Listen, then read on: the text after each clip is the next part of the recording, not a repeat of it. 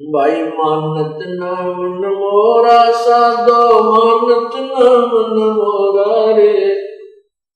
बार बार मैं ये समझाऊं जग में जीवन थोड़ा रे। बार बार मैं ये समझाऊं जग में जीवन थोड़ा रे। मानत न मन मोरा साधो, बार बार मैं ये समझाऊं जग में जीवन थोड़ा रे। बार बार मैं ये समझाऊं जग में जीवन थोड़ा रे। इस काया का गर्व न करियो के काला के गोरा रे। इस काया का गर्व न करियो के काला के गोरा रे। बिना भजन कछु काम न आव चाहे, एतर छड़को चारों ओरा रे। बिना भजन कछु काम न आव चाहे, अतर छड़को चारों ओरा रे। मानत न मन मोरा साधो, बार बार मैं ये समझाऊं जग में जीवन थोड़ा रे। बार बार मैं ये समझाऊं जग में जीवन थोड़ा रे। इस माया का गर्व न करियो के हाथी क्या घोड़ा रे। इस माया का गर्व न करियो क्या हाथी क्या घोड़ा रे। जोड़ जोड़ धन बहुत बटोरा, लाखों और करोड़ा रे। जोड़ जोड़ धन बहुत बटोरा, लाखों और करोड़ा रे। मानत ना मन मोरा साधो, बार बार मैं ये समझाऊं जग में जीवन थोड़ा रे। बार बार मैं ये समझाऊं जग में जीवन थोड़ा। दुविधा दुर्मति चतुराई में जन्म गया नर तोरा रे। दुविधा दुर्मति चतुराई में जन्म गया नर तोरा रे। अब भी आने मिलो सत्संग में, करो गुरु ज्ञान पे गोरा रे। अब भी आने मिलो सत्संग में, करो गुरु ज्ञान पे गोरा रे। मानत न मन मोरा साधो,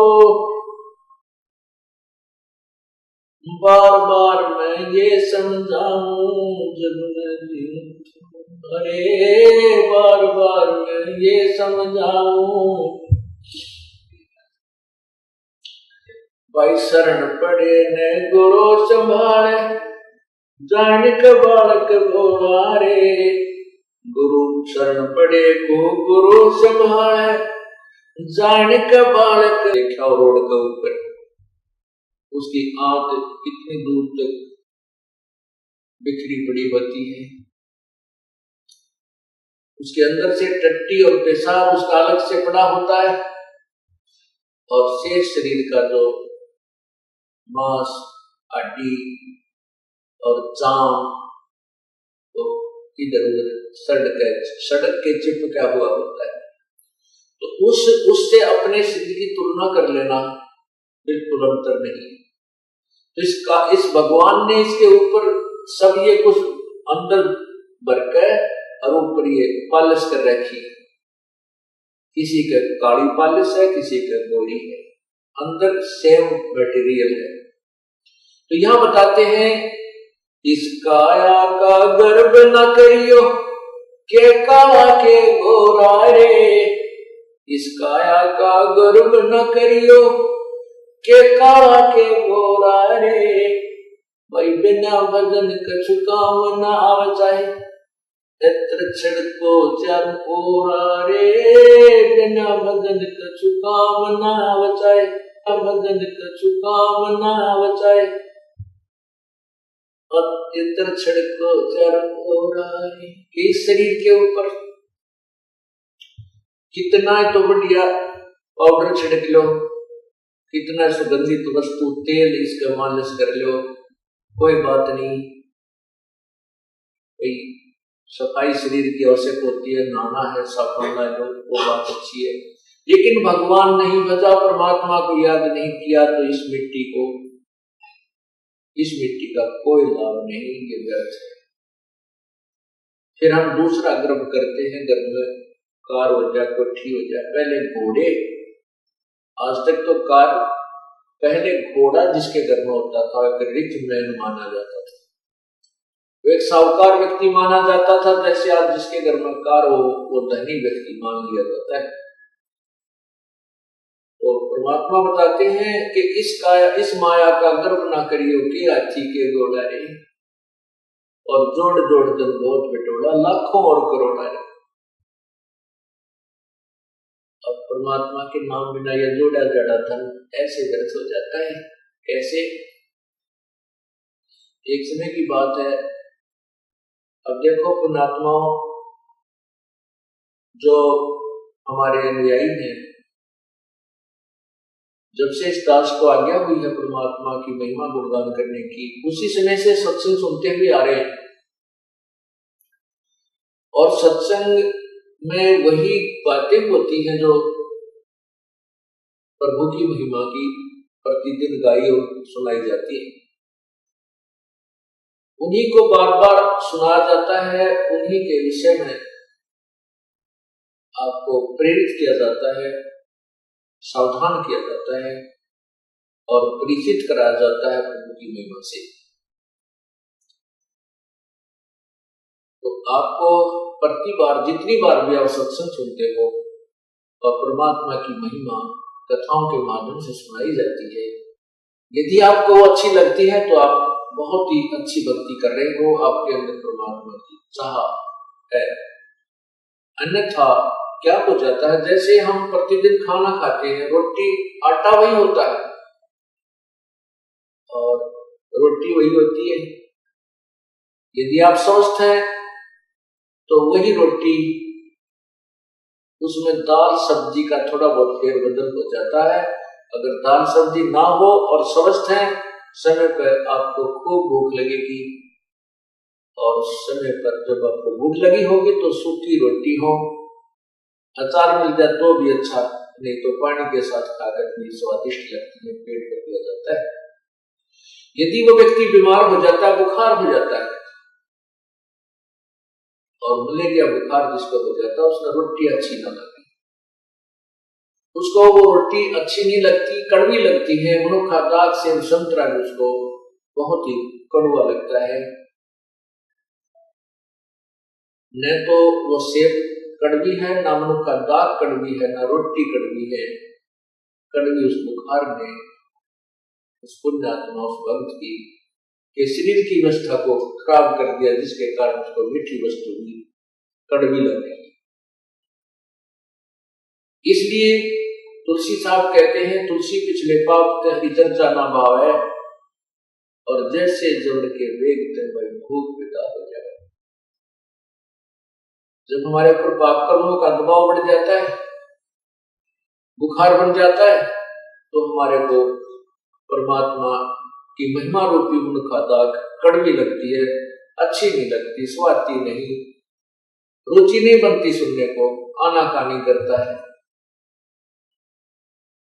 और जिस समय ये बुखार उतर जाता है, जिस समय उसका रोग बुखार जबर उतर जाता है, फिर वही व्यक्ति उन्हीं रोटियों को, चाहे लुखी मिल जाए, सूखी मिल जाए, नमकीन हो, सब्जी मिले चाहे ना मिले, उनको रुचि कर खा जाता है, क्योंकि वो स्वस्थ है।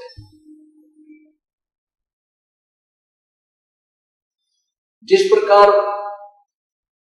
ज्वर उतरने के उपरांत स्वस्थ व्यक्ति सुबह शाम उन्हीं रोटियों को रुचि खाता है, उसके मन में रुचि नहीं बनती, तो वह स्वस्थ है।